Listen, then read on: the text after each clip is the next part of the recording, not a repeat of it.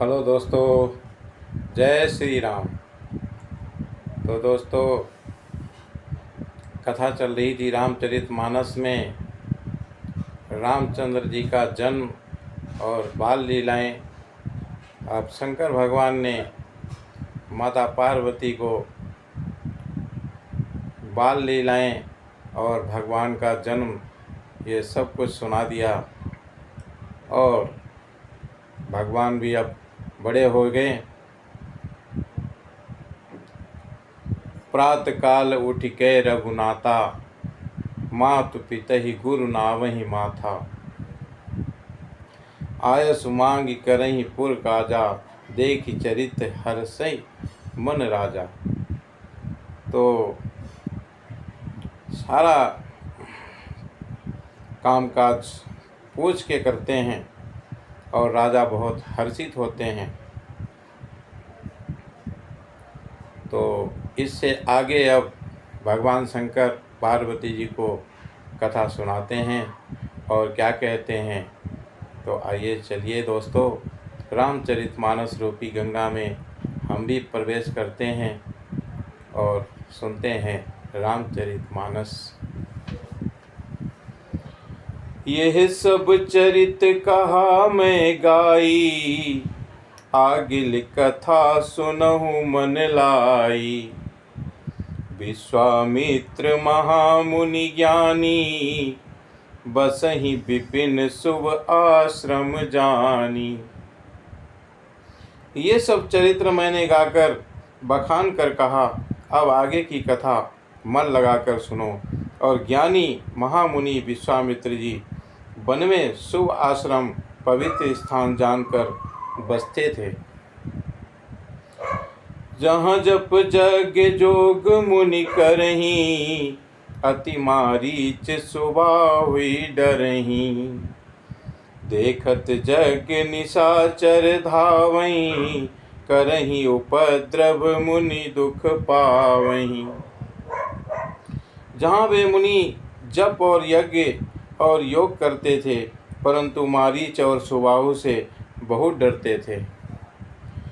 यज्ञ देखते ही राक्षस दौड़ पड़ते थे और उपद्रव मचाते थे, और जिससे मुनि बहुत दुख पाते थे। गादि तनय मन चिंता व्यापी, हरि बिनु मरहि न निश्चर पापी।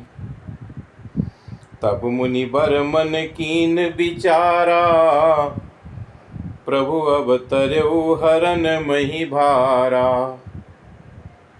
गाधी के पुत्र विश्वामित्र जी के मन में चिंता छा गई कि ये पापी राक्षस भगवान के मारे बिना नहीं मरेंगे। और तब श्रेष्ठ मुनि ने मन में विचार किया कि प्रभु ने पृथ्वी पर भार उतारने के लिए अवतार लिया है। येहू मिसि देखूं पद जाई, करी बिनती आनो दो भाई। ज्ञान विराग सकल गुण ऐना, सो प्रभु मैं देखब भरी नैना। इसी बहाने जाकर मैं उनके चरणों का दर्शन करूं और विनती करके दोनों भाइयों को ले आऊं। जो ज्ञान वैराग्य और सब गुणों के धाम हैं, उन प्रभु को मैं नेत्र भर के देखूंगा। बहुविधि करत मनोरथ, जात लागे नहीं बार। करि मज्जन सरयू जल, गए भूप दरबार। बहुत प्रकार से मनोरथ करते हुए जाने में देर नहीं लगी, और सरयू नदी के जल में स्नान करके वे राजा के दरवाजे पर जा पहुँचे। मुनि आगमन सुना जब राजा, मिलन गयउ लय विप्र समाजा। करि दंडवत मुनि सन्मानी, निज आसन बैठारन आनी। राजा ने जब मुनि का आना सुना, तब वे ब्राह्मणों के समाज को साथ लेकर मिलने गए और दंडवत करके मुनि का सम्मान करते हुए उन्हें लाकर अपने आसन पर बिठाया। चरण पखारी कीन अति पूजा, मौसम आज धन्य नहीं दूजा। विविध भांति भोजन करवावा, मुनि बर हृदय हर्ष अति पावा।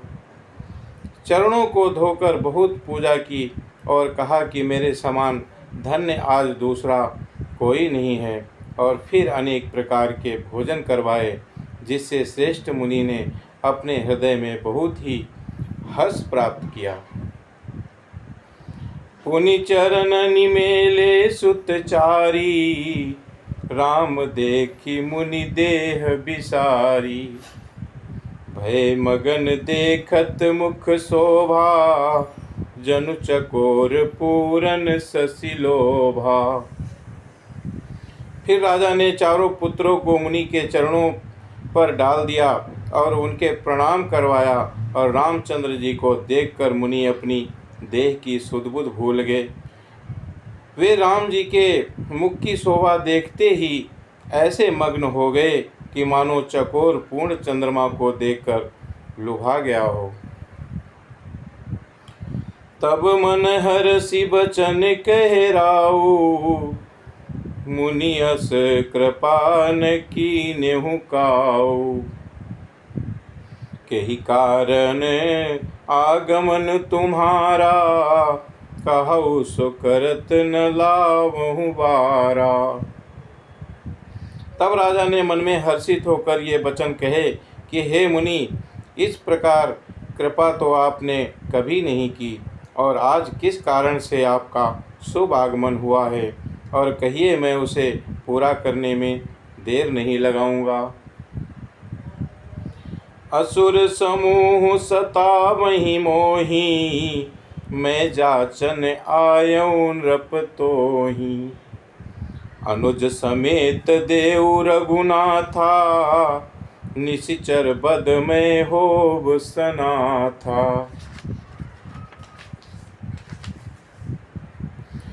मुनि ने कहा कि राजन, राक्षसों के समूह मुझे बहुत सताते हैं, इसीलिए मैं तुमसे कुछ मांगने के लिए आया हूँ। छोटे भाई सहित श्री रघुनाथ जी को मुझे दे दो। राक्षसों के मारे जाने पर मैं सनाथ यानी कि सुरक्षित हो जाऊंगा। देहु भूप मन हर्षित, तजहु मोह अज्ञान। धर्म सुजस प्रभु तुमको, इनको का अति कल्याण। हे राजन, प्रसन्न मन से इनको दो, मोह और अज्ञान को छोड़ दो।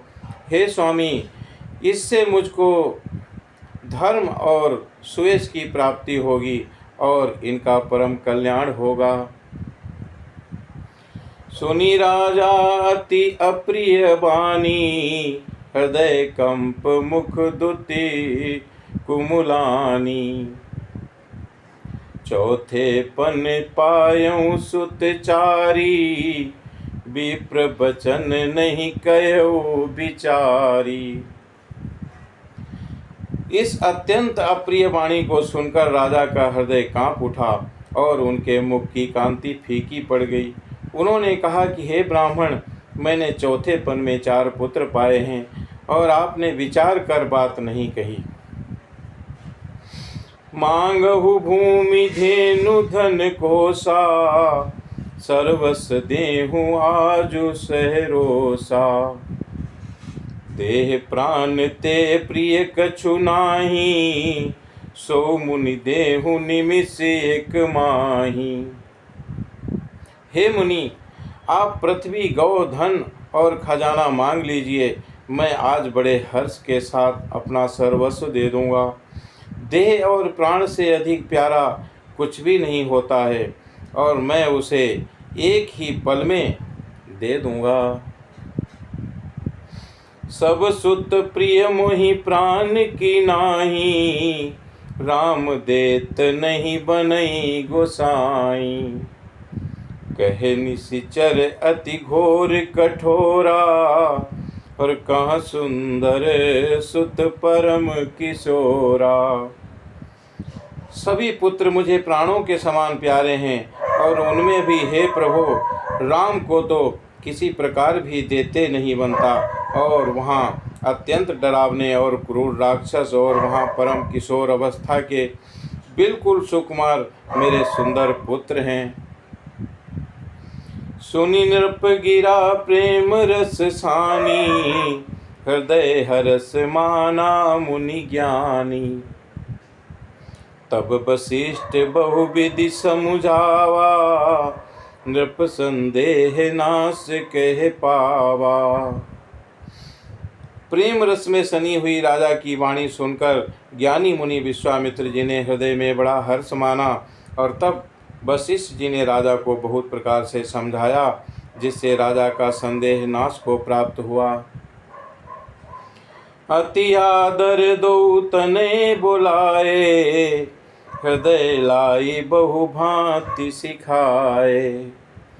मेरे प्राणनाथ सुत दो, तुम मुनि पिता आन नहीं को।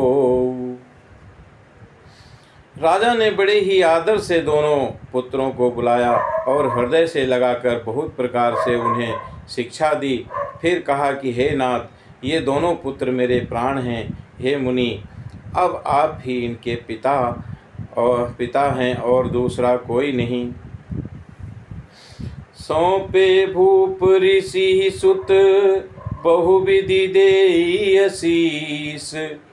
जननी भवन गए प्रभु, चले नाई पद शीस। राजा ने बहुत प्रकार से आशीर्वाद देकर पुत्रों को ऋषि के हवाले कर दिया और फिर प्रभु माता के महल में गए और उनके चरणों में सिर नवाकर चले। तो दोस्तों, आज की कथा को यहीं पर विश्राम करते हैं और इससे आगे की कथा शेष अगले भाग में सुनिएगा। तो जय श्री राम।